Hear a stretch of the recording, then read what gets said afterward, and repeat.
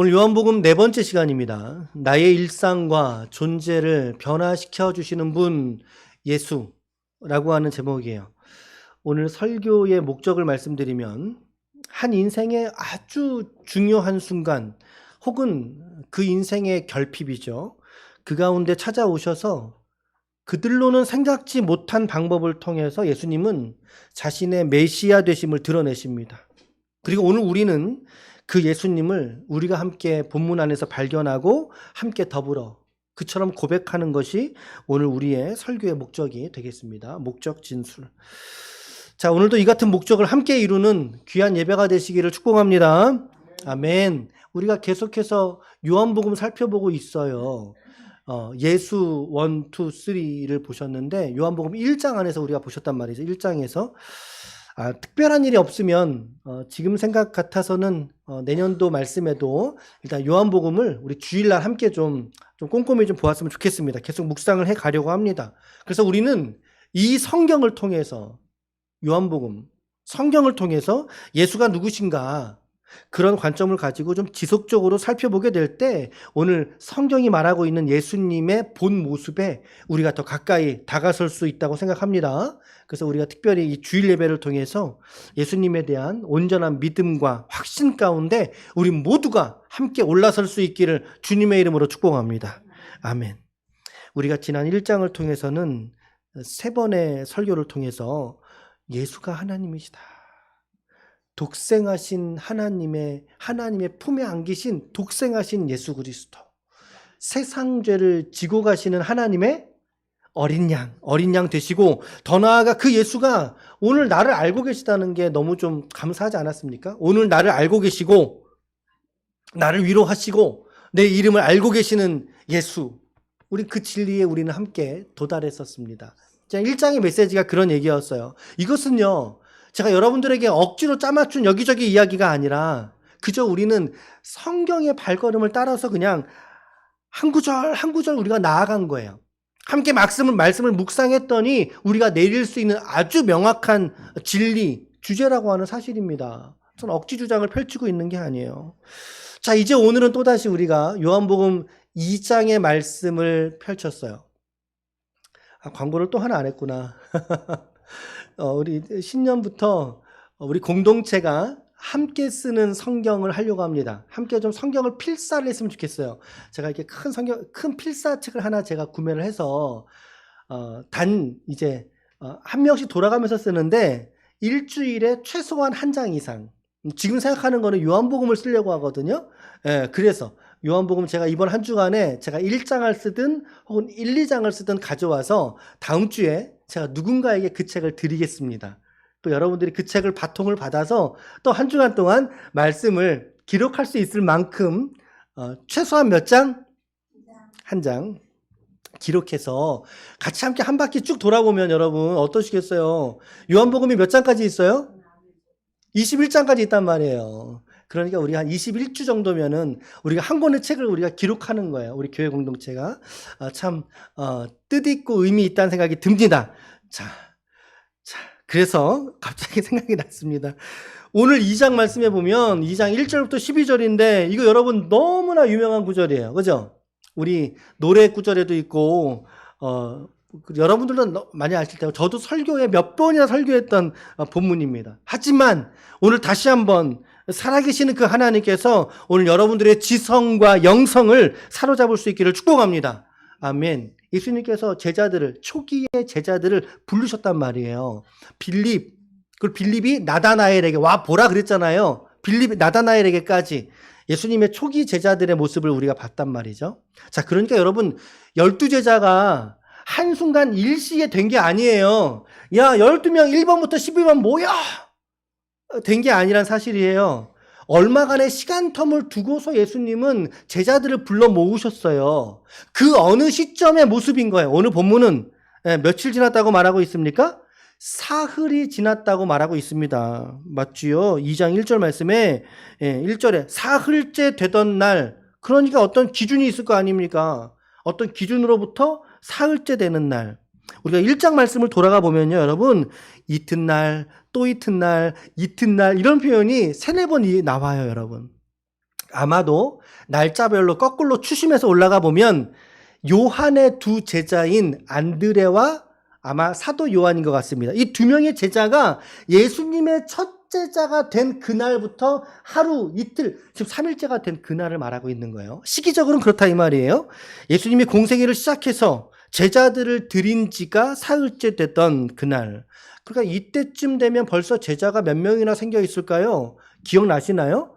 예, 안드레, 요한, 그리고 안드레의 형 베드로, 그리고 동네 사람 벳세다 사람 빌립, 그리고 빌립이 나다나엘까지. 그러니까 예수님하고 지금 옮겨가다 있는 제자들이 12명이 아닌 거예요. 몇 명쯤?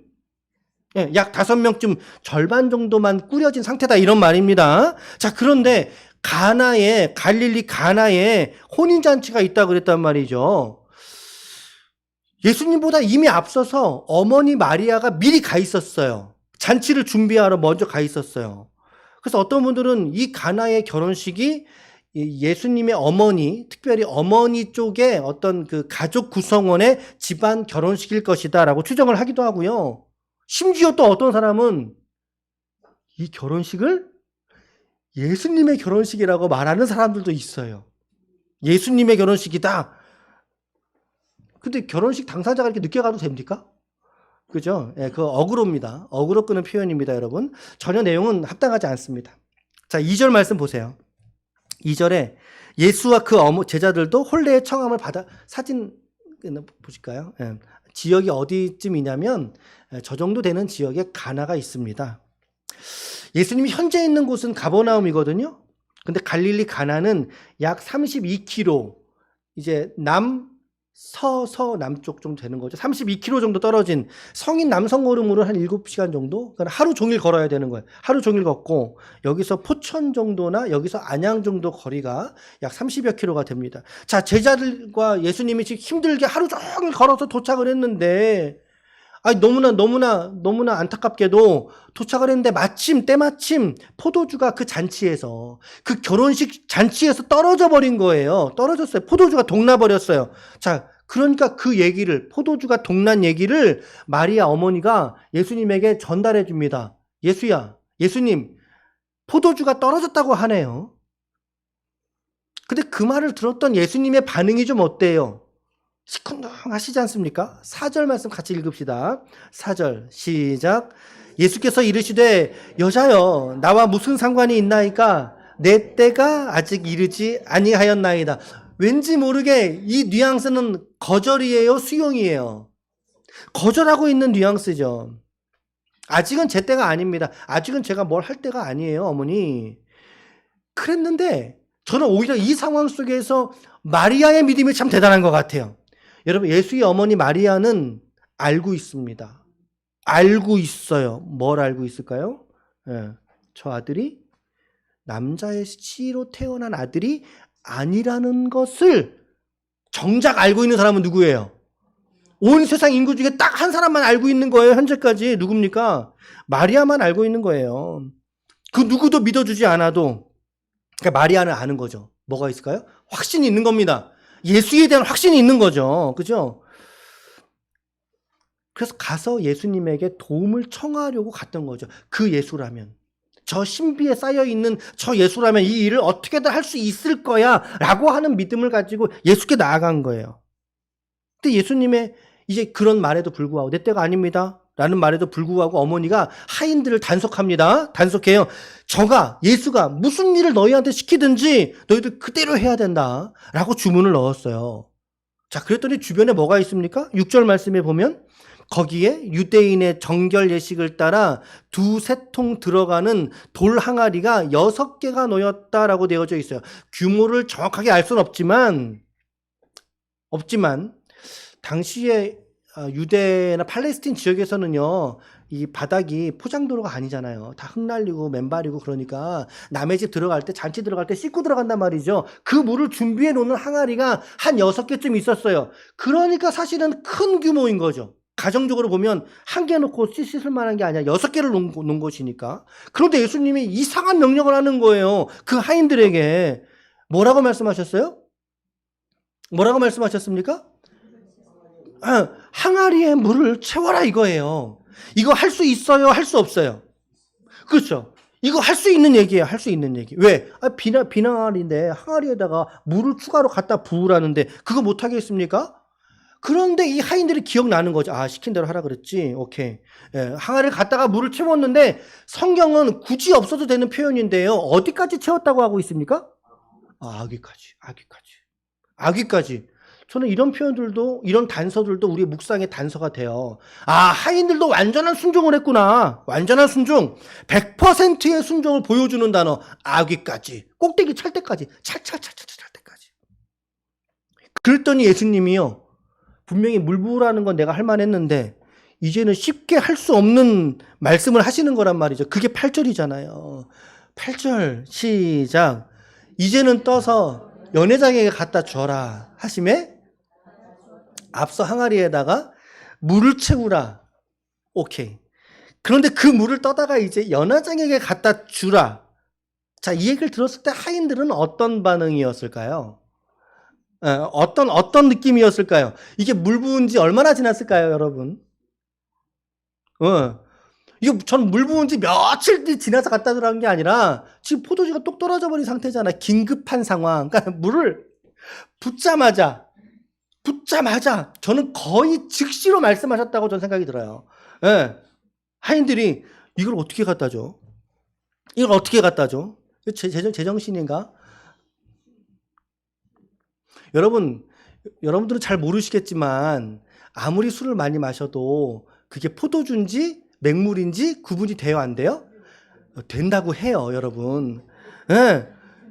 여러분, 이 하인들이요, 뭔 생각인지 일단 시키는 일을 하라 그랬으니까 그 맹물을 떠다가 연회장에게 갖다 준 거죠. 뭐 이게 하인이고 연회장은 주인이잖아요. 상석이잖아요. 자, 갖다 주는데 맹물이야. 그러면 연회장이 뭐라고 반응할까요? 저거 가만둘까요? 너 나를 지금 뭐 하는 짓이냐? 그래서 벌벌벌 떨면서 이제 갖다 준 거죠. 갖다 줬더니 이 정말 놀라운 일이 벌어지게 된 겁니다. 9절 말씀. 9절 시작. 연회장은 물로 된 포도주를 맛보고도 어디서 났는지 알지 못하되 물 떠온 하인들은 알더라.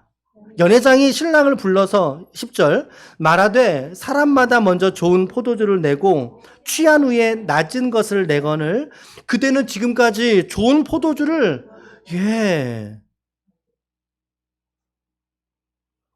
자, 하인들은 지금 누가 이상하다고 생각했을까요? 예수님이 이상한가? 연회장이 이상한가? 저는 연회장일 것 같아요. 연회장이 더 이상할 것 같아요. 아, 분명히 나 물 갖다 줬는데 예수님은 그래 뻗다가 물 갖다 주라고 하는 거니까 갖다 줬는데 물로 된 포도주라 그랬어요. 물하고 포도주는 엄연히 다른 겁니다, 여러분. 성분 자체가 다른 겁니다. 근데 그 물로 된 포도주를 맛보고서는 너무나 맛있다고 하는 거예요. 너무나 맛있다고. 아유, 저 연회장 술 먹더니 정신 빠졌구만. 그럴 수 있는 거 아닙니까? 에? 이거 어디서 갖다 줬어요? 항아리에서 떠다 갖다 줬어요. 그런데 그게 포도주라고? 가장 이 상황을 이해할 수 없는 사람은 어쩌면 하인이에요. 하인들이에요. 그렇죠? 연회장은 포도주를 먹은 거니까. 그걸 갖다 준 사람은 하인들이고. 그런데 놀라운 사실은 성경은 오늘 그 물이 포도주로 존재적 변화, 가치의 변화, 본질의 변화가 그 상황 속에 이루어졌다고 선포하고 있다는 사실입니다. 더 좋은 포도주를 감추어 두었도다. 그래서 이 사건을 성경은 이렇게 평가합니다. 11절 시작. 예수께서 이 첫 표적을 갈릴리 가나에서 행하여 그의 영광을 나타내심에 제자들이 그를 믿으니라. 자, 지금 이 제자들 몇 명쯤이라고 말씀드렸어요? 5명쯤. 자, 누구? 시작. 그렇죠. 5명. 자, 지금 만난 지 며칠 됐어요? 제자들과 예수님이 만난 지가 며칠 됐습니까?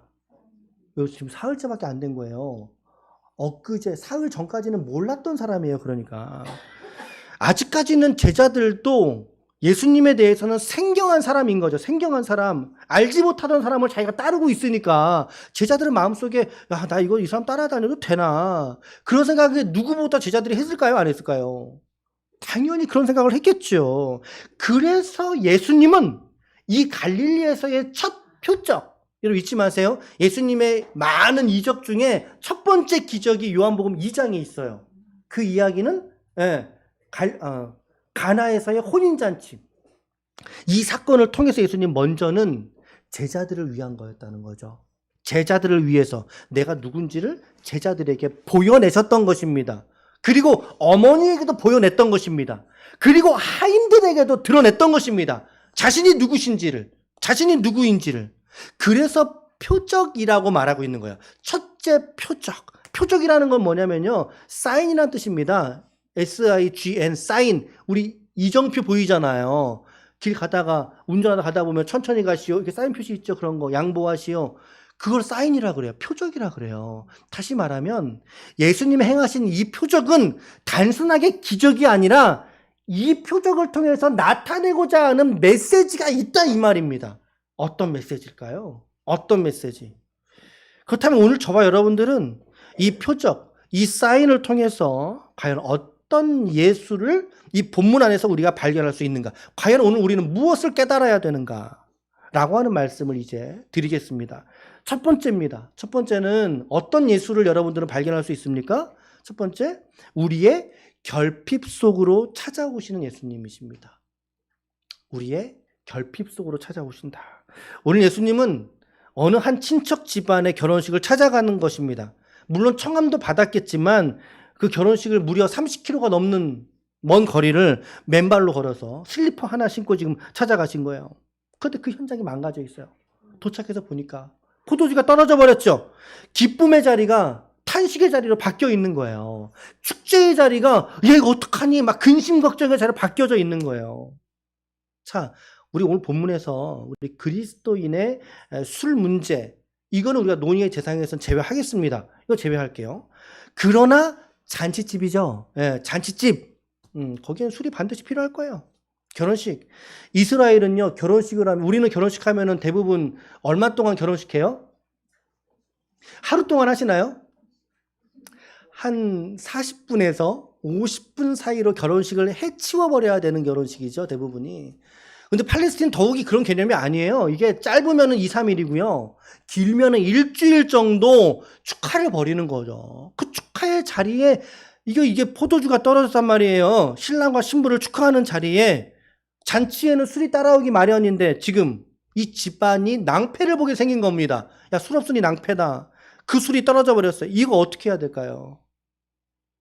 마리아는 오히려 그 잔치집에서의 결핍의 상황을 예수님이 그 잔치집에 일하시는 상황으로 인정하게 됩니다. 만들어드리게 됩니다. 예수가 일하시는 상황으로 인정하게 된다는 거죠. 저가 무엇을 하든지 너희는 하라. 분명히 하실 일이 있다라는 얘기예요. 포도주가 떨어졌을 때 분명히 술 떨어지고 이제 뭐 다른 집으로 술을 뭐 구하러 갈 시간도 촉박한 상황들, 사람들은 맹숭맹숭 앉아가지고 뭐 고기를 가져와라, 술을 가져와라, 왁자지껄 시끄럽고. 그런데 그 상황을 예수님이 일하시려는 상황으로 인정하고 그분께 이 주권을 맡기게 될 때 역사가 바뀌게 된 줄로 믿습니다. 오늘 성경은 그걸 우리에게 보여주고 있는 거예요. 그것을 우리에게. 여러분, 예수님은 오늘 여러분들의 일상의 삶의 자리로 들어가시기를 원하시는 하나님이신 줄로 믿습니다. 예수님은 여러분들의 일상에서의 여러분들의 삶의 결핍을 예수님은 채워주기를 원하시는 줄로 믿습니다. 믿으십니까? 내 일상에서, 내 삶의 자리에서 마치 이 포도주가 떨어져 버린 것 같은 상황들, 오늘 내가 겪고 있지 않느냐는 거죠. 그렇게 오늘을 내가 보내고 있진 않느냐는 거죠. 포도주가 돈이 떨어진 상황은 없으십니까? 돈이 떨어진 상황. 건강이 떨어져 버린 상황 없으십니까? 건강이 달아 없어져 버린 상황. 삐뚤어진 관계 속에서 관계가 결핍된 분들 계십니까? 내 미래에 대한 결핍, 내 학업, 직업도 마찬가지예요. 전부 다 바닥난 것처럼 느껴지는 그러한 상황들이 여러분들의 인생 가운데 없느냐라는 거예요. 혹은 내가 그 상황을 앞으로 지나가게 될 때라면, 그렇죠? 내 인생이 다 포기하고 싶은 것 같이 떨어져 버린 상황들, 우리가 그런 시간들을 지나갈 수 있습니다. 우리 우리 며칠 전에 한 연예인의 죽음을 보았습니다. 뉴스에서 크게 이슈가 됐고, 뭐 실명은 말씀드리기는 어렵겠지만 그분의 죽음을 보면서 저도 너무 안타까웠어요. 너무 아팠고, 그냥 어디서라도 좀 살지 그랬냐고 하면서, 그 나의 아저씨라고 하는 드라마 이런 거 아세요? 저 그거 보면서 은혜를 많이 받았거든요. 근데 너무 안타깝고 측은한 마음이 들었습니다. 그들의 신앙 종교는 모르지만 하나님의 위로가 가정에 있기를 빌고요. 여러분, 우리 인생 가운데 내 삶에 이처럼 명예가 떨어져 버리고 관계가 끊어져 버리면 그에게 남은 것은 나를 죽이는 것만 남게 됩니다. 나를 죽이는 것으로 결론 짓게 된다라는 거죠. 오늘 여러분과 저의 삶에 이처럼 포도주가 떨어진 상황처럼 보인다 할지라도, 그러나 오늘 저와 여러분들은 오히려 그 자리를 예수님이 일하시는 상황으로 인정해 드릴 수 있기를 축복합니다. 예수님이 찾아오길 원하세요. 우리 마음을 열어서 내 삶을 상황을 주님께 맡기는 거예요. 아무도 여러분들을 정죄하지 않습니다. 아무도 여러분들을 판단하지 않습니다. 심지어 내가 불의 가운데 있다 할지라도 하나님께 맡기시길 바라요. 포도주가 떨어진 그 일상의 주권을 예수님께 드리면 그분이 일하시고 그분의 일하심을 따라서 다시금 그 절망의 자리가 회복의 자리가 될 줄로 믿습니다. 예수님은 나의 일상의 결핍에 예수님은 찾아오시는 분이시다라고 하는 사실 잊지 마셔요. 예, 아멘. 두 번째는 순종을 요구하시는 예수님이셔요. 우리가 발견한 예수 발견 두 번째. 주님께 일상을 드렸어요. 오케이. 자, 그럼 여러분 드렸으면 끝나는가요? 그 지점인 거죠.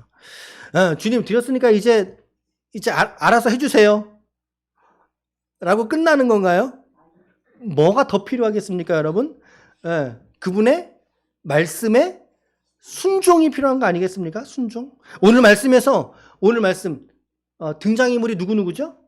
예수 어머니, 하인, 예수, 연회장, 그리고 대화에는 없지만 예수님의 제자들, 그렇죠? 그리고 그를 지켜보고 있는 많은 사람들. 이 중에 누가 가장 큰 순종을 드린 사람일까요? 그렇죠. 하인입니다. 하인들이 가장 큰 은혜를 받은 사람들인 거예요. 왜? 자기들은 알거든요. 내가 분명히 물 떠다 본 거고, 물 떠다 준 것도 다 기억하고 있을 거 아닙니까?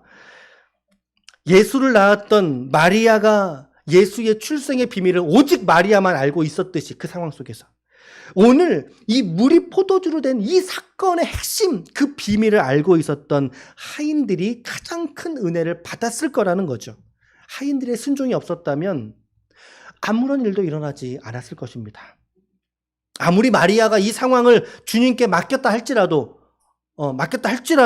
오늘 내가 내 일상의 주권을 하나님께 맡겼다 할지라도 나에게 순종이 없다면, 하나님 말씀 앞에 영적으로 반응하려는 순종이 없다면 예수님은요, 여러분 순종 없는 삶에는 일하지 않습니다. 동의하십니까? 동의하세요? 예수님은 순종 없는 삶에는 일하지 않으세요. 어떤 일도 일하지 않으세요. 놀라운 진리는 하나님은 당신의 이 은혜 주시려는 역사 속에서 반드시 사람들과 함께 짝을 메우셨다는 거예요. 함께 합을 이루셨다는 거예요. 함께 합을. 오늘 하나님과 함께 합을 이루는 그 한 사람이 오늘 여러분들이 되시기를 축복합니다. 아멘, 아멘. 그 순종해야 되겠구나. 그렇다면 한 스텝만 더 나갑시다. 그러면 주님이 오늘 나에게 요구하시는 순종은 무엇인가? 라고 하는 데까지 여러분 더 생각해 보셔요. 오케이, 순종, 알겠습니다. 끝나지 마시고, 그럼 나는 어느 순종까지 나가야 되겠는가? 여러분, 묵상이 깊어지길 원하신다면 하나님의 말씀을 좀 붙잡고 계속 좀 씨름하려고 하는, 계속 질문을 파고 들어가려고 하는 그런 마음이 좀 있으셔야 돼요. 목회자는 목회자대로 하겠지만 또 여러분들이 여러분 스스로가 또 그러한 노력들이 있어야 되는 거죠. 예, 과연 나는 예수님의 말씀 속에 무엇을 순종해야 할 것인가? 그 정답은 여러분들이 알고 계십니다. 여러분들이 알고 계실 거예요. 아멘. 사람마다 다 다를 거예요. 누구는 말씀의 순종, 성경 읽기, 성경에 대한 순종, 누구는 기도의 헌신의 순종, 누구는 올 한 해를 저물고 내년도를 맞이하는 마음가짐의 순종, 내가 이 믿음 다시 한번 내가 열심히 올 한 해 내가 살아봐야지. 또 누구에게는 다시 도전하라고 하는 순종, 또 누구에게는 지속적으로 노력을 하라는 순종, 작은 일에 최선을 다하라는 순종. 오늘 하나님의 예비하신 이와 같은 은혜가 여러분들의 실천과 함께 만났을 때 오늘 그것이 여러분들의 삶의 실제가 된다는 것을 잊지 마시길 바랍니다. 아멘. 우리 첫 번째, 나의 일상의 결핍 속으로 찾아오시는 예수.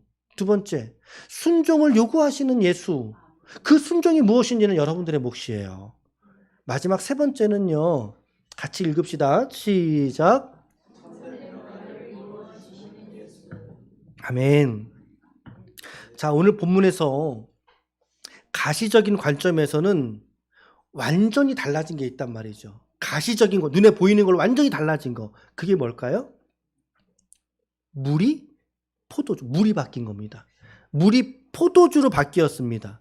이것은 오늘 우리에게 영적인 눈으로 바라보게 될 때 놀라운 사실을 우리에게 알려주고 있다는 사실이죠. 그것이 뭐냐면 예수를 만나면 본질에서의 변화가 일어난다는 것을 말하고 있는 것입니다.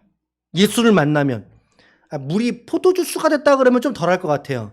예, 그건 누구는 못하겠습니까?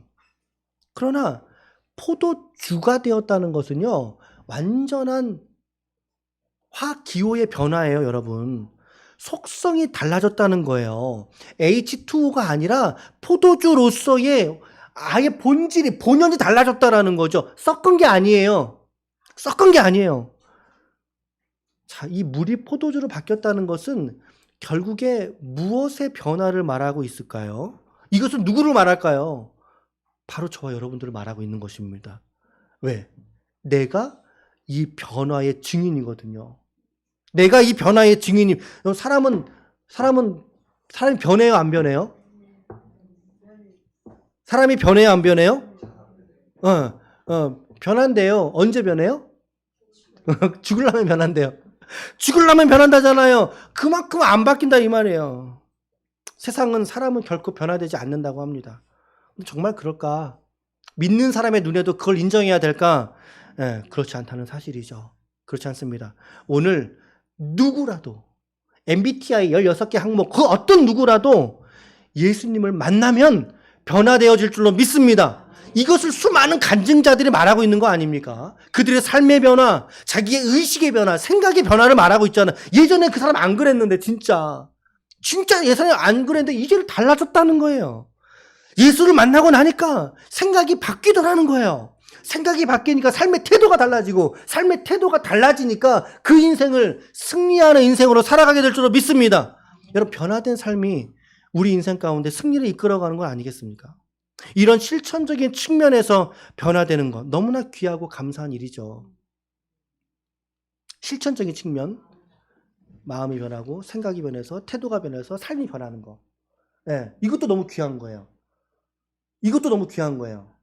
그런데 성경이 정말 말하고자 하는 본질의 변화는 마음, 생각, 태도, 행동, 삶이 그게 아니에요. 그것과 함께 우리의 신분의 변화를 말하고 있다는 사실입니다. 저와 여러분들의 신분의 변화, 정체성의 변화를 말하는 거죠. 베드로전서 2장 10절 말씀을 같이 한번 읽어봅시다. 시작. 너희가 전에는 백성이 아니더니 이제는 하나님의 백성이요 전에는 국류를 얻지 못하였더니 이제는 국류를 얻은 자이니라. 아멘. 제가 몇 구절 더 소개해 드려 보겠습니다. 베드로전서 2장 24, 25절 말씀에 친히 나무에 달려 그 몸으로 우리 죄를 담당하셨으니, 이게 성경이 말하는 바예요. 우리의 삶이 변화되는 것보다 성경이 말하는 바는 너희의 존재가 이런 비참한 존재였다는 거예요. 그래서 그 죄를 위하여 아들 예수가 십자가에 달렸다고 말하는 게 성경의 본연의 메시지예요. 담당하셨으니 이는 우리로 죄에 대하여는 죽고 그리스도의 의에 대해서는 살게 하려 하심이라. 그가 채찍에 맞음으로 너희가 나음을 얻었나니. 할렐루야. 예수가 죽음에 처해지심으로 우리가 생명을 얻은 줄로 믿습니다.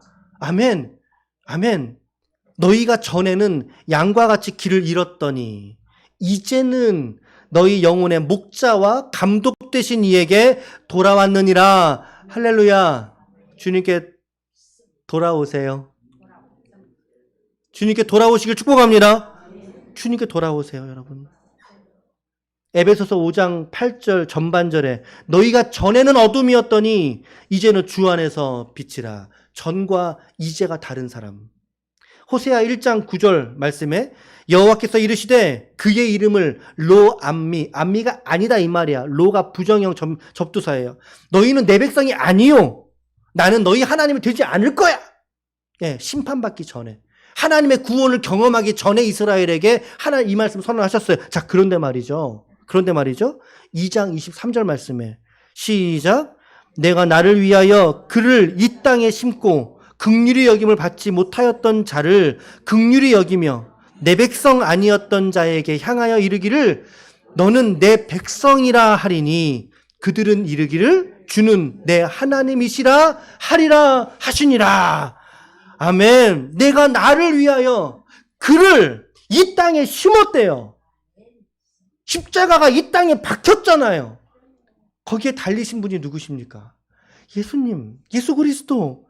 그를 통해서 긍휼히 여김을 받지 못했던 너희를 내가 이제 그 십자가로 말미암아 내가 너희를 긍휼히 여겨 줄게 라고 하시는 말씀이에요.